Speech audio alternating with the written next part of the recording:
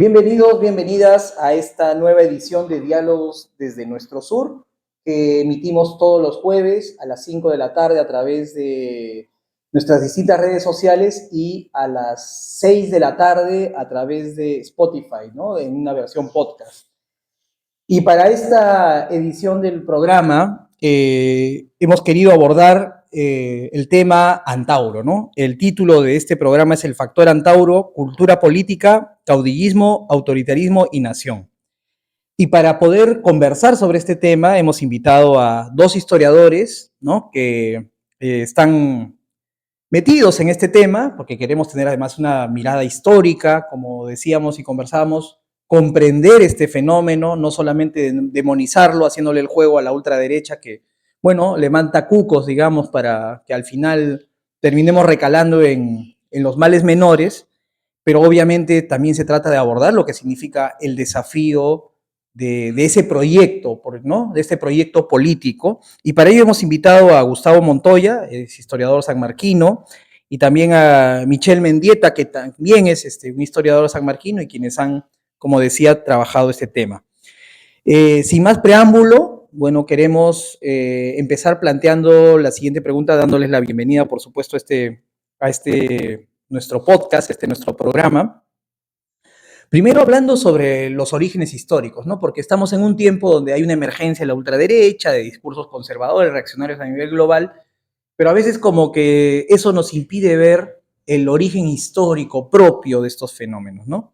Entonces, quisiera plantearles a ambos primero una primera intervención sobre cómo mirar el fenómeno del llamado etnocacerismo, etnonacionalismo.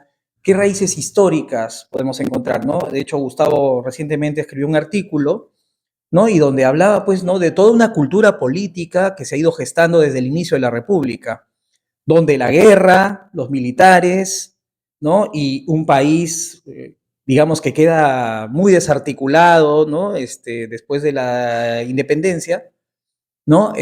Pues va gestando efectivamente este tipo de personajes, el predominio y la presencia de estos personajes principalmente militares, y han ido forjando a lo largo de nuestra historia toda una cultura autoritaria y militarista, por decirlo de alguna manera. Gustavo, podríamos empezar contigo. Sí. El artículo que salió en la República lo que busca es, más allá de, digamos, de mirar al sujeto, al individuo, que es Antauro Humala, mi propósito era tratar de explicarlo y tratar de entender, porque, bueno, vamos, Antauro es un producto, ¿no es cierto? Es un producto del... Y este es el tema, Álvaro. Es un producto del Perú contemporáneo, pero que también arrastra una tradición muy interiorizada yo diría, en la mayoría de grupos sociales, con el énfasis puesto en los sectores plebeyos, los pobres, ¿no? Y para ser más preciso, estos grupos que habitan los márgenes de las capitales en las regiones, ¿no? Entonces, cuando tú mencionas que la derecha, digamos, no sé cuál derecha, ¿no? Está construyendo un cuco, no veo tal cosa. Entonces, lo primero es eso, ¿no? Tratar de explicar a qué se debe la enorme popularidad que tiene, insisto, no Antauro Humala como individuo, sino su discurso y lo que representa a través de sus gestos, a través de la mirada, porque él tiene una lectura de la historia. Y en el texto yo lo que indico es que su discurso y la lectura que tiene del proceso político, que se remonta al periodo prehispánico, es literalmente irrebatible entre estos sectores que lo siguen, ¿no? Entonces, lo primero es eso. Es un fenómeno, es un actor político colectivo que emerge justamente en esta coyuntura con la fuerza y el impacto social que todos lo estamos viendo. Entonces, eso es lo primero que quiero decir. No es ni bueno ni malo, simplemente es un actor histórico que emerge precisamente en esta coyuntura. Ahora que si nos remontamos al tema de fondo que es el proceso histórico que ha vivido el país, creo que ha quedado algo trunco, ¿no? Que es el tema de la nación, el tema del proyecto nacional, ¿no? Que desde la época oficialista de Loncero Leguía, ¿no? Que fue el que da un discurso en relación al llamado indio, que después el campesino, y ahora como tú lo dices, Gustavo, la plebe, o los sectores mayoritarios, creo que nunca se llegó a concretar ese proyecto de nación. Eso pasó también con Velasco, y en el marco del contexto en el cual estamos atravesando una crisis económica, una situación de marginación, ¿no? Ahora se acaba de difundir, ¿no? las estadísticas del INEI en torno a que la pobreza monetaria ha aumentado. Entonces, hay varios elementos que implican este tema de qué hacer, ¿no? Y creo que primero, el proyecto es el etnonacionalismo, ¿no? Que lo desarrolla el patriarca, ¿no? Isaac Humala, ¿no? Y que luego va a lograr expresarse políticamente con el tema del etnocacerismo, ¿no? Que nace como una logia a finales de los años 80, ¿no? Una logia que criticaba la manera de cómo se estaba articulando la respuesta del Estado contra los movimientos subversivos, ¿no?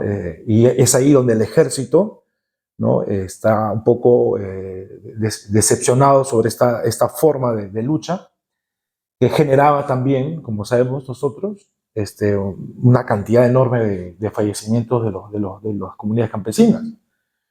Todo eso va a generar pues la aparición de este fenómeno, ¿no? Que también no implica solamente el caso de Antauro, ¿no? Antauro es solamente un sujeto que articula todo este tema de un proyecto inacabado, ¿no? Que inclusive sería en este contexto del 2024, ¿no? Un proyecto de modernidad, pero desde un aspecto autoritario.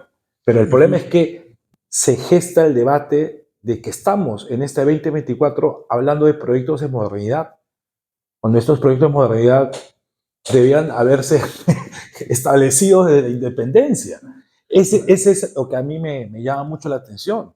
Entonces, por esa razón que Antauro tiene un discurso pues radical, un discurso en donde él va a permitir, ¿no? Que las personas de las regiones, básicamente de la Sierra Sur, las personas pues de provincia, no tanto Lima, pues se logre articular bajo su idea, ¿no? Pero eso también se ha repetido con Castillo o con otros personajes, ¿no? Entonces, el factor Antauro no es un factor nuevo, es un elemento de trascendencia de estos proyectos inacabados que no se han concretado desde mi perspectiva, ¿no? Ahora, hay algunas paradojas que podemos decir existen en estos tiempos, ¿no? O sea, digamos, efectivamente la izquierda no ha abordado bien tampoco el tema De nación. en el Perú particularmente, de nación, pero también de lo que significan o el rol de los militares, por ejemplo, ¿no? Por una parte, ¿no? O sea, efectivamente a lo largo de nuestra cultura, de nuestra historia, ¿no? Se ha como asentado una cultura de poner a los militares por encima del bien y del mal como guardianes de la patria y todo esto, ¿no? de Oriente. Ya, bueno. Entonces, digamos, eso ha venido efectivamente históricamente y lamentablemente en vez de conectar con dinámicas democratizadoras, termina como, por un lado tiene una dinámica democratizadora, yo creo que, digamos, los que hacían servicio militar obligatorio, cuando volvían a sus comunidades, por ejemplo, se sentían distintos a los comuneros normales, por un lado, pero era una manera también, supongo yo, de lograr un espacio de ciudadanía. Claro. Pero ahora además se da una paradoja, ¿no? Porque yo estoy en el sur ahora, ¿no? Y veo cómo digamos, de contradictorio puede ser, porque hay un esfuerzo del ejército, después de las masacres en el sur, de relegitimarse frente a la población, porque sí hay un quiebre, ¿no? Ahora lo que tenemos es militares corrompidos, claramente. Entonces, este discurso de que los militares son incorruptibles y que son los que tienen que aplicar la mano dura, se cuestiona. Por otro lado, son esos militares los que han salido en muchos casos a asesinar a la gente que se ha movilizado, ¿no es cierto? Ya lo vivimos en el conflicto armado interno también. Entonces, claro, son paradojas, digamos, que nos llevan, incluso en el caso de Antauro, que sí es cierto, está cumpliendo un rol importante, importante, diríamos, en este contexto, pero también se ha venido bastante a menos, ¿no? O sea, creo que podríamos tal vez reflexionar un poquito sobre eso. Sí, hay varias cosas acá. Lo que decía Michelle, ¿no? El tema de la nación, el tema de la modernidad, el tema del autoritarismo, que está muy vinculado al militarismo, ¿no? Al militarismo. Mira, sobre la nación, hay cierta hipocresía estructural de las élites, no solo económicas, también de las élites intelectuales, ¿no? Que se ha intentado instalar esta idea de nación peruana. ¿Sí? Claro, ¿Qué nación peruana? ¿Los ayánicas se sienten identificados con ese discurso? O sea, yo siempre menciono la obra de Seín Zorrilla, Archipiélago de Naciones, ¿no? Lo que hemos visto en el sur andino, estos jóvenes que protestan, probablemente no racionalizan ellos como lo podemos hacer nosotros, que conocemos algo, hemos leído algunos libros, la idea de nación. Pero yo no veo que se identifiquen con ese constructo, ¿no? De nación que se propaga todos los días a través de los medios de comunicación. Claro, por eso para que terminar, es el tema de la nación del Tahuantinsuyo. Claro, entonces lo que Antauro, ¿no es cierto? Lo que él recoge, a mi juicio, son discursos que están circulando no de ahora, ¿no? Son discursos que se retroalimentan en el tiempo. O sea, tú puedes encontrar el discurso de Antauro, pero en otros escenarios, ¿no? Por ejemplo, a propósito de la Confederación Perú-Boliviana, la Confederación Perú-Boliviana en gran medida fracasa por el discurso antiindígena que se construye en las principales ciudades, no solo de la costa, sino también en algunos sectores ilustrados en el propio sur, ¿no es cierto? Entonces, yo quiero llegar a lo siguiente. A través del Estado, y es lo que tú estabas mencionando, se han diseñado una serie de intentos modernizadores con ritmos diferentes. Todos esos procesos han fracasado. Entonces la pregunta cae por sí misma. ¿El Estado peruano es un Estado nacional o es un Estado que ha representado los intereses de minorías que tienen un discurso sobre la nación, que viene siendo impuesta a las mayorías, ¿no? Ahora, lo otro que tiene que ver desde la mirada del poder, desde la mirada de las élites económicas, políticas, que controlan el Estado, han venido controlando el Estado en su beneficio, salvo brevísimas coyunturas. Velasco es una de ellas. Desde el Estado, tú ves el siglo XIX, el gran discurso, ¿no es cierto? Era, no, lo de la independencia, no saben leer ni escribir. Tenían que aprender a leer y escribir para ser considerados ciudadanos, o en último caso, peruanos. Andando el tiempo, efectivamente, la demanda por escuela era enorme, fue enorme. Y esto es incluso antes de la independencia, en las Cortes de Cádiz. Estos grupos mayoritarios aprendieron a leer y escribir. Luego dicen, no es suficiente. Secundaria, ¿no? Y se embarcaron en este proyecto. O sea, los pobres, los dominados, los explotados, tienen una manera de ver la historia. Eso es lo que a veces no se menciona.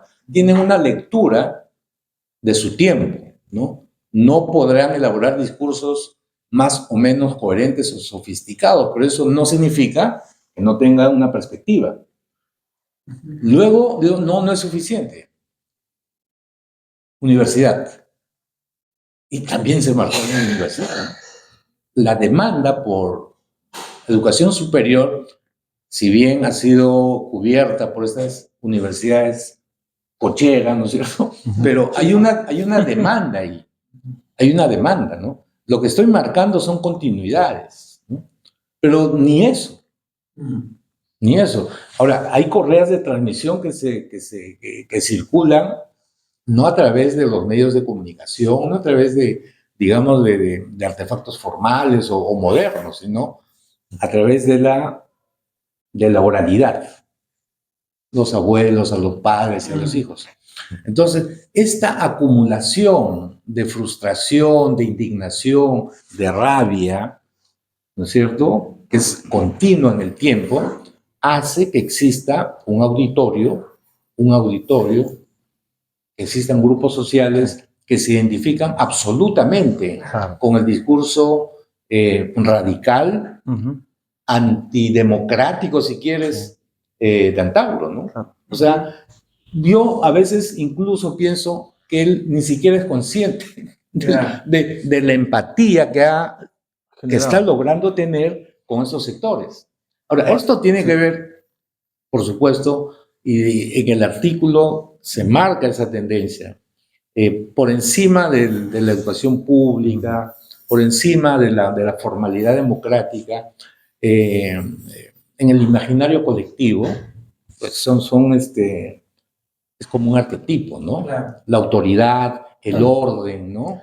Que se expresa, como tú bien lo has dicho, a través de décadas, siglos de militarismo. Si hacemos un balance de la República, yo diría que el 70% de regímenes han sido autoritarios y de ese 70%, el 80% presidentes militares. Entonces, tú tienes ahí un escenario, casi la tormenta perfecta, ¿no? Ahora, acá tiene que ver también la contingencia. Entonces, yo veo estas dos dimensiones. Que el personaje que es Antauro emerge en una coyuntura casi límite. Peor aún, lo que dice Michel, en el contexto del bicentenario, cuando las expectativas son más crecen, intensas, ¿no es cierto? Porque es la república, es la independencia, claro, es la nación, pero eso colisiona con lo que estamos hablando, con esta sensibilidad que ha estado encubierta. No digo que sea la misma de hace 100 años, se transfigura, pero arrastra elementos casi, yo diría, fijos que no han sido resueltos, ¿no?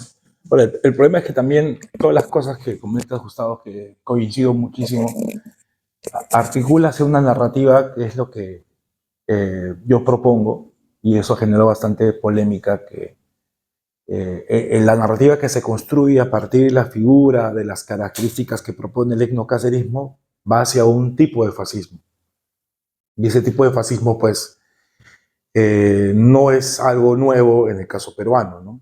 Veamos el caso de Sánchez Cerro, ¿no? La Unión Revolucionaria, ¿no? Entonces, ese fantasma del fascismo está pululando ya desde décadas atrás. Y Antauro, al momento del decir, ¿no?, que no es de derecha, es izquierda, ahí entra una caja que se va a articular con las propuestas de un fascismo que lo llamo fascismo andino. Por el tema de la reivindicación, del tema de lo cobrizo, el tema de buscar un Estado de carácter proteccionista, que el Estado dirija todo, establecer pues una articulación de milenarismo, ¿no? Del Tahuantinsuyo, ¿no? Por eso que cala profundo en la gente, ¿no? O sea, si no tenemos una nación que porque se ha frustrado un discurso oficialista, entonces hay que buscar en el pasado, en la historia. Y eso está en el Tahuantinsuyo, sin que ellos sepan realmente cómo fue el Tahuantinsuyo. Porque también se ha construido muchas cosas idealizadas sobre el Tahuantinsuyo, ¿no? Claro. Esto de la Masúa, Mayuya, Maqueya, eso es, nosotros como historiadores sabemos que eso nunca llegó a existir. Ahora, eso no niega que haya valores que se han formado a través de la solidaridad, a través de la necesidad de buscar ¿no? Una confraternidad entre los integrantes del mundo andino, ¿no?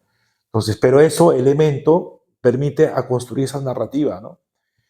Y hay alguien que dijo, ¿no? En contexto de crisis, siempre ese fantasma del fascismo empieza a aparecer, ¿no? En contexto de crisis económica, crisis social, ¿no? Y no es un proyecto tampoco netamente popular, porque si nos remontamos también a los orígenes de los propios Humala, los Humala han sido también terratenientes, ¿no?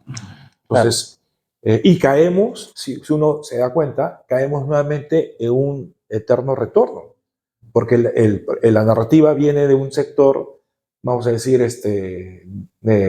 oligárquico a medida menos, y que se empieza pues a generar un discurso otra vez oficialista si es que Antauro llega al poder.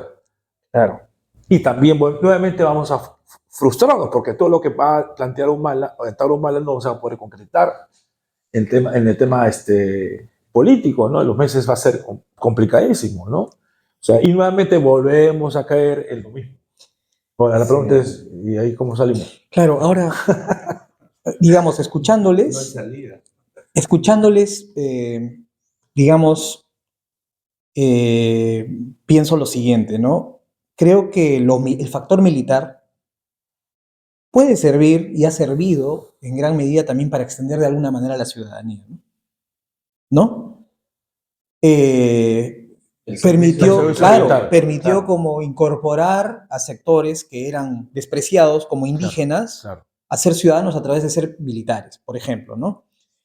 Entonces tiene una dimensión democratizadora, pero a la vez termina siendo también una dimensión autoritaria porque en primer lugar es aceptar el discurso de nación que viene desde arriba, muchas veces es la negación de lo que somos, y creo que lo mismo pasa con la utilización del discurso étnico. ¿A qué voy con esto? A que tanto el factor militar como el factor étnico pueden ser articulados a proyectos democratizadores, pero también a proyectos autoritarios. Y claro, mirando un poco, digamos, el recorrido de esto que hemos llamado el etnonacionalismo, ¿no? Claro, no es ilógico que alguna gente lo ubique como un fenómeno de izquierdas, ¿no es cierto? Pero ahora, ¿no? Tampoco es tan descabellado pensarlo en el marco de lo que tú estás diciendo, esas tendencias más bien fascistas que clarísimamente se van mostrando en el fenómeno, ¿no? Entonces, a mí me parece interesante ubicarlo de esa manera como discursos en disputa también, ¿no? Hemos tenido, o sea, pensemos en otros países donde los militares han cumplido, y en nuestro propio país, un factor democratizador, como el caso de Velasco, ¿no? Más allá de las características autoritarias, seguramente políticas, pero sin duda un factor fundamental de democratización social y cultural incluso. Y pensemos en otros países donde también los militares han podido cumplir y de alguna manera contribuir pues a la construcción de la nación, ¿no? De una nación más desde abajo. Claro. Entonces, digamos, me parece interesante que lo podamos ubicar, pero ahora estamos en un contexto de emergencia de la ultraderecha a nivel global. Y hay demasiadas conexiones con este discurso, ¿no? Que, por ejemplo, ¿no? Los neoliberales no es que son antiestado, no es que son antinación necesariamente, ¿no? Y ellos, de hecho, desde el inicio opusieron la lógica de la soberanía nacional a la soberanía popular. Desprecian la soberanía popular, ellos se sienten los guardianes de la soberanía nacional contra las mayorías incluso, y bueno, muchos militares han actuado también de esa manera, y vi un debate entre Hugo Blanco y Ollanta, no, Hugo Blanco y Antauro, no sé si han visto, hay un debate, ¿no? Que está transcrito, y hablan sobre la guerra con Chile, ¿no? Y ahí cuestiona Hugo Blanco el fusilamiento de los dirigentes campesinos, ¿no? Tomás Lainez. Exactamente, ¿no? Entonces, claro, y Antauro dice, bueno, eso es justificable por la nación, o sea, por la nación, ni modo, teníamos que acabar con ellos para poner orden en el ejército y derrotar a los chilenos, ¿no? Esas son las paradojas. ¿Qué piensan ustedes de esa conexión ahora que se viene dando de este proyecto con lo que viene ocurriendo a nivel global, que es la emergencia y casi hegemonía creciente de la ultraderecha a nivel global como respuesta a los fenómenos que estamos viviendo, ¿no? ¿Cómo conectaríamos eso? Sí, yo lo que veo a través de las declaraciones, ¿no? que tiene Antauro, no creo que, digamos, ya ahora sí hablando del individuo, que su mirada, digamos, la perspectiva que maneja de lo que estás marcando, digamos, ¿no es cierto?, el panorama global, sea tan cultivada. Desde ese punto de vista tampoco veo, y este es otro elemento muy interesante en él, o sea, el movimiento, el partido es él y solo él, no hay más nadie aparte de él, ¿no? Entonces, el diagnóstico que pueda tener sobre este escenario global abiertamente conservador, reaccionario, ¿no es cierto?, como tú estás marcando desde la formalidad, ¿no?, de las agrupaciones políticas, lo veo hasta un poco despreocupado. Ahora, ¿cómo se inserta la tendencia que está marcando el partido o el propio personaje Antauro? ¿Cómo se inserta esta tendencia digamos, en la región, para hablar de Bolivia, para hablar de Colombia, Chile o Argentina? Yo creo que las fricciones las vamos a ver de manera mucho más visible ya en la coyuntura electoral. Ahora, lo otro que quisiera también marcar es que, si bien estamos hablando de Antauro Humala, puede aparecer otro personaje incluso más radical que él. Si algo caracteriza al proceso político peruano en el tiempo, es cierta excepcionalidad. ¿Quién diablos podía imaginar que Pedro Castillo iba a ganar? O que iba a emerger, ¿no es cierto?, primero como un rumor y luego como un torrente, como un huracán. O sea, lo que estoy diciendo es que las condiciones políticas, sociales, culturales en nuestro país han llegado a un punto en que Antauro es apenas el que se presenta como el más visible, el más cercano.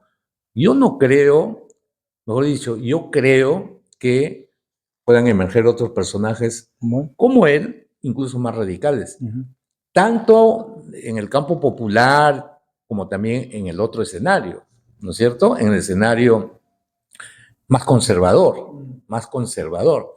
Desde este punto de vista, yo creo que estamos ingresando a un escenario de confrontación peligrosísimo, porque las condiciones, y ese ha sido el sentido del artículo que publiqué, las condiciones, el escenario, se han configurado de tal manera que es muy difícil revertir las tendencias en curso. No quiero referirme digamos, a las coyunturas políticas específicas porque son sumamente volátiles. Lo que podemos decir en esta conversación este año, este mes, va a ser desmentido en el próximo mes, en los próximos meses, por la velocidad con que se están produciendo los cambios. Esta dictadura parlamentaria, por ejemplo, conservadora, ¿no es cierto?, tan narcisista, ¿no? Es un nivel de narcisismo casi total, ¿no es cierto? Eso tiene un techo, tiene un límite. Por eso, es como Juan Santos Atahualpa. Juan Santos Atahualpa se interna en un escenario en el siglo XVII donde encuentra, por decirlo así, la mesa servida, ¿no? Y yo creo que podemos ver y contemplar situaciones mucho más dramáticas o personajes con discursos mucho más apocalípticos que esto que estamos observando en Antauro. Ahora, lo que sucede es que yo veo que estamos en un escenario de bastante conflicto en que la derecha liberal trata de buscar mantenerse en unos países ante la arremetida conservadora, porque sí hay una arremetida muy importante en la región de los sectores conservadores. Por ejemplo, en el caso de Brasil, Lula es el presidente, pero tuvo que ceder ante los grupos evangélicos. ¿no? Y su partido tuvo que hacer una alianza con los grupos evangélicos para tener el poder. O sea, hay proceso de negociación, un proceso en el caso peruano, estamos en una coalición conservadora, como tú dices, Gustavo, y que si tú pusieras a esta coalición conservadora del Congreso y que tiene como líder a Antauro, sería lo mismo. ¿Ves? O sea, estamos en este tipo de retorno del conservadurismo con distintas tonalidades o en su defecto, pues, personajes que han generado una mirada poco más progresista, pero que han tenido que ceder espacios a conceder favoritismos a estos grupos, ¿no? Grupos cerrados, ¿no?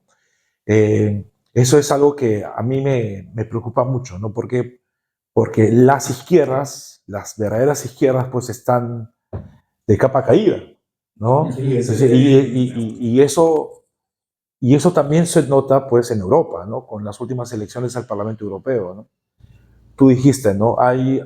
¿Puede aparecer alguien más radical que Antauro en el Perú? Claro que sí. En España apareció una agrupación que se dice, ya se acabó la fiesta, ¿no? Con un personaje que creó fake news en Telegram. O sea, ¿a dónde ya hemos llegado? Sí. Se pensó que iba a haber algo más radical que Vox en España.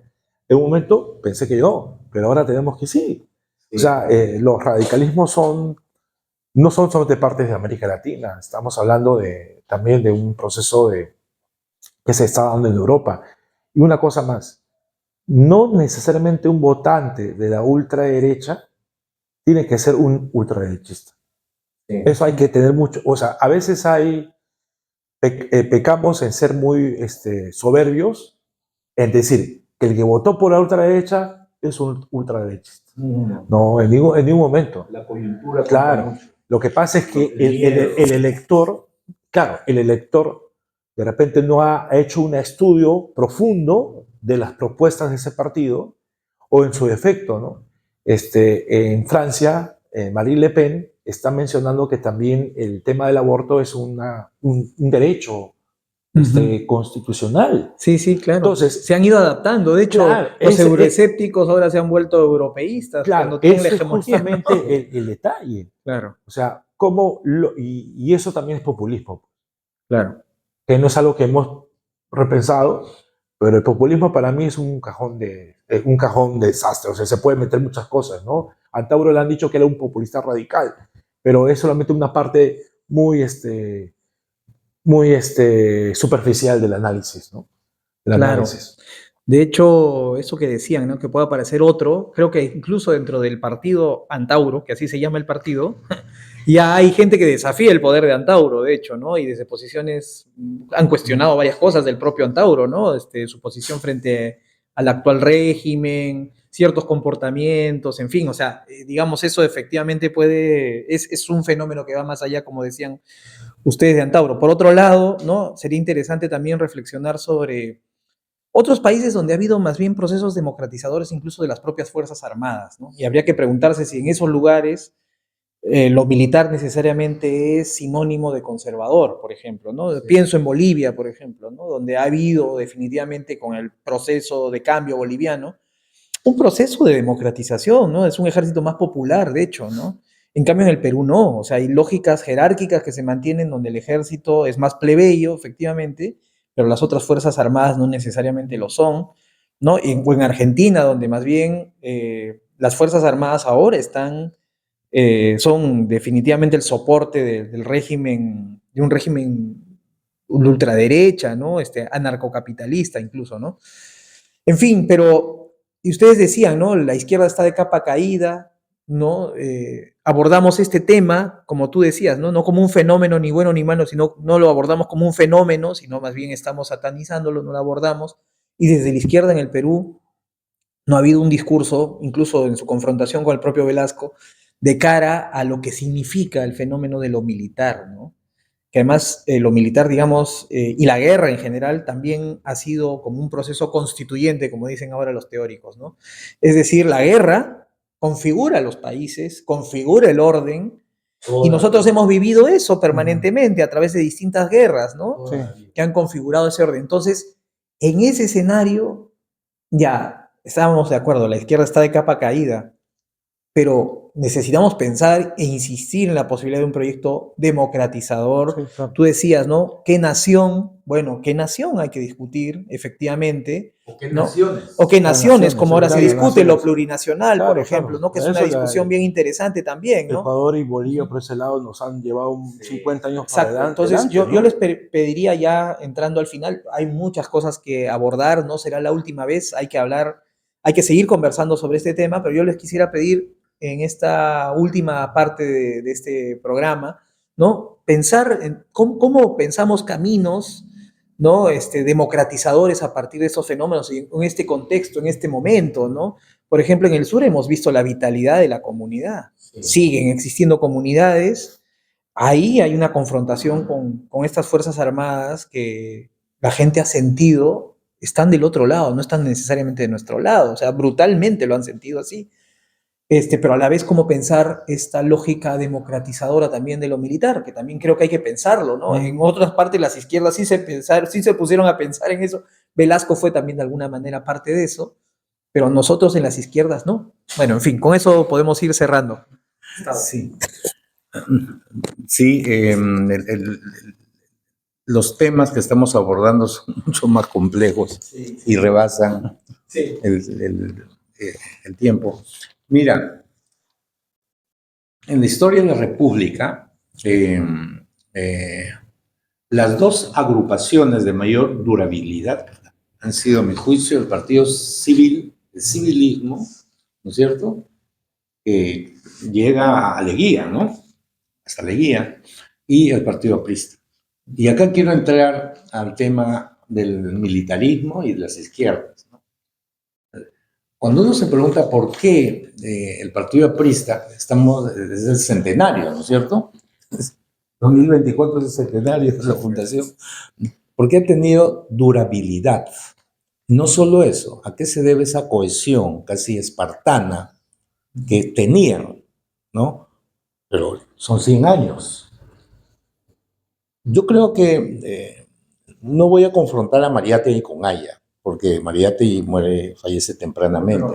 Pero me parece que la lectura que tuvo Aya de la Torre de la historia de la república que le precedía fue mucho más certera para construir un aparato que recogía elementos claves, fundamentales, hasta puedo decir, del ADN en la cultura política peruana, que es el militarismo que no se limita a los cuarteles. El militarismo alguien decía que el partido político más antiguo en Perú está justamente en los cuarteles, ¿no? Ahora sabemos que las Fuerzas Armadas no son tampoco monolíticas. Al interior hay tendencias, hay corrientes, pese a la verticalidad de la institución. Están estas anécdotas, por ejemplo, que se cuentan sobre el propio Antauro, ¿no?, cuando era alférez, me parece, y cuando hacían levas, el alférez que era Antauro se iba a Miraflores. Se iba a Miraflores o la Herradura, cogía 5 o 6 rubios de clase alta y los llevaba al cuartel, ¿no? Leva. ¿A quién se le ocurre hacer eso? Es para entender un poco las cosas, ¿no?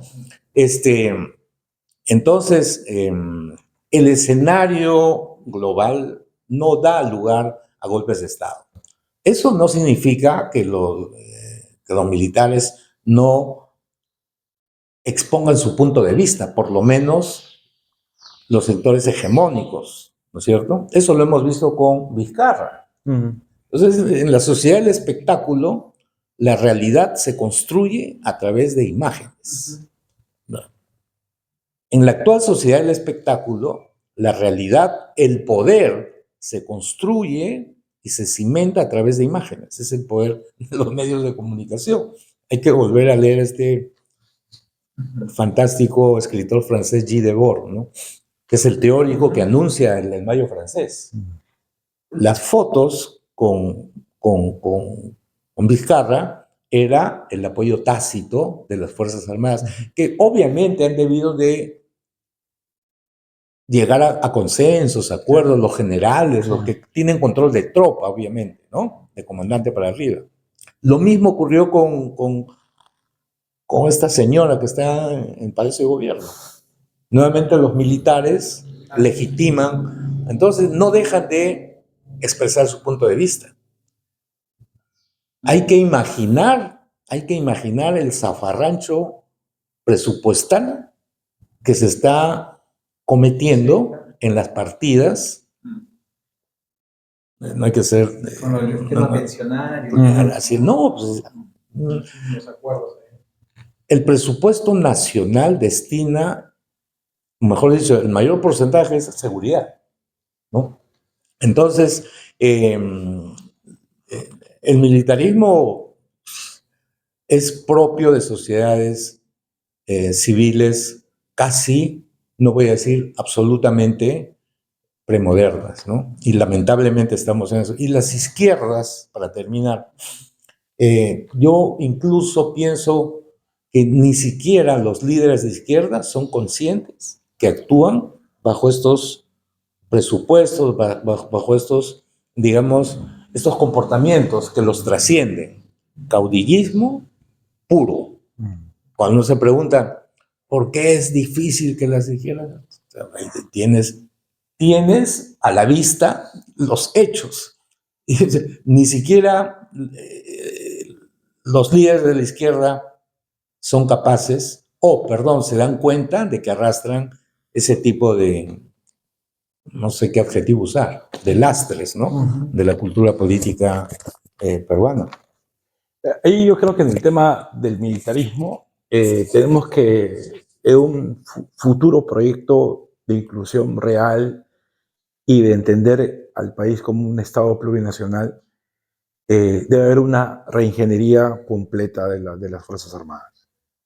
Es necesario, ¿no? Porque siempre se ha visto a las Fuerzas Armadas históricamente como aliados de los sectores de poder, de élite, de la oligarquía, pero creo que el tema de Velasco contribuyó a que exista una ruptura, y creo que de los grupos rezagos del nacionalismo viene pues el caso de Antauro. Pero no toda la gente que está vinculado a ese sector nacionalista o rezago está con él. O sea, yo creo que dentro del mismo de las Fuerzas Armadas existe una tendencia que sí quiere cambios y que permitiría también de manera más democrática una organización más inclusiva. Yo pienso eso, pero no lo pueden decir. Porque ustedes saben que existe toda una verticalidad y uno puede mostrar su posición, es complicadísimo. Son no deliberantes. Claro, pues. Pero el problema es que al manifestarse, por ejemplo, en el caso de Fujimori, ¿no? Al firmar la carta de sujeción, está mostrando tácitamente también su postura. Te voy a contar una anécdota. Yo hice servicio militar obligatorio, de verdad. No parece que yo he sido soldado. En el año 81. Entonces, de pronto, en el Fuerte Rímac, ¿no? En el cuartel GAC, en el Ramón Castilla, en el Fuerte Ramón Castilla. En el cuartel Ramón Castilla, que está en el Fuerte Rímac, ¿no? De pronto encontraron quién diablos habría llevado y cómo habría entrado los 7 ensayos de Mariátegui. Tú sabes, el laberinto y los castigos y la persecución que se hizo para indagar cómo diablos, 1981, cómo diablos había entrado un ejemplar de los 7 ensayos de Mariátegui. No, o sea, pero cuando hablamos de digamos, perdería su naturaleza, pues esta idea de que el partido más antiguo es las Fuerzas Armadas es una metáfora, ¿no? Pero eso no aplica, no funciona, digamos, en los mandos medios, ¿no? Bueno, eso es muchísimo más complicado de lo que estamos... Es que ¿sabes por qué lo digo? Porque justamente Antauro el día de hoy dio una entrevista en un medio de comunicación y Antauro dice que es importante que haya un golpe de Estado contra Boluarte. O sea, él está generando contradicciones en el mismo grupo armado. Y yo creo que Claro. nadie en las Fuerzas Armadas Va a querer hacer eso. O sea, inimaginable que ocurra un golpe de Estado. Inimaginable, después de la experiencia militar. internacional. Claro. Imagínate. Pero bueno, yo supongo que también Antauro habrá tratado de recuperar terreno después del dislate que tuvo, o no sé, postura que tuvo cuando se produce, ¿no? Las protestas. Las protestas. Cuando él dice que... Claro, que ya hay que dejarla porque en realidad él estaba pensando en su campaña electoral. Hay que decir, oye, dejemos Claro. todo tranquilo, tengo que hacer mi campaña, ¿no? Él estaba pensando en eso, no estaba diciendo pensando en eso, el conflicto. Álvaro, diciendo eso, para mí, es una persona bastante inteligente porque Claro. él lo que va a hacer es, a partir de ahí, hacer una gira al interior. Claro, reconectar con ese radicalismo porque que dice, hay, ¿no? yo ya cumplí, yo me enfrenté, ¿no? Claro. Tomé una comisaría, tomé andahuaylas, ¿no? Entonces, él desde su lógica, desde su perspectiva, lo que ha pasado al inicio, eso fue antes de las muertes, ¿no? Cuando dijo, Ujú. no estoy de acuerdo, ¿no? Y que le tiró un botellazo, ¿no? Sí, exacto. Ya. En la Plaza San Martín, creo que Claro, fue, ¿no? claro, eso fue en la Plaza San Bueno, Martín. Porque él dijo, yo voy a movilizar a los reservistas, vamos a cerrar el Congreso. Es obvio que es una estratega, ¿no? Claro, es una persona militar bastante y astuta. además con una ilustración casi envidiable, ¿no? Como dijo en el artículo, él ha tenido todo el tiempo del mundo Claro. y es un gran lector. O sea, Sí. No es cualquier... Claro, no es un improvisado. tiene 3 libros publicados. ¿no? O sea, Y además conoce el país. y es muy calculadora, es muy calculador. Él ha dicho que va a indultar a Pedro Castillo. Al decir que va a indultar a Pedro Castillo en un hipotético gobierno, está jalando a un elector que quiere que... Está recuperando Claro. su radical, digamos. Claro. Que O él sea, canalizaría esa rabia, esa bronca. Podemos decir que hay un 15%, yo me imagino un 15% que ya lo tiene asegurado, ¿verdad? A nivel nacional. Un 15%. Yo estoy muy convencido de eso. Ahora, ¿qué va a pasar para que él reduzca ese porcentaje? Pues es bien difícil, ¿no? Claro. Bien difícil. Bien. Bueno, ha sido un gusto poder conversar con ustedes. Muchas Ya gracias. tendremos una nueva oportunidad seguramente para seguir conversando y estructurando además un diálogo, porque creo que recién estamos empezando a abordar y qué mejor hacerlo desde la historia, pero también, ¿no? Creo que eso es muy importante, ¿no? Y agradecerles su presencia, agradecerles Gracias. también a quienes nos ven, nos Gracias. escuchan todos los jueves a través de este podcast Diálogos desde nuestro sur. Muchas gracias. ¿No? Muchas gracias y será hasta una próxima oportunidad o hasta el próximo jueves. Muchísimas gracias.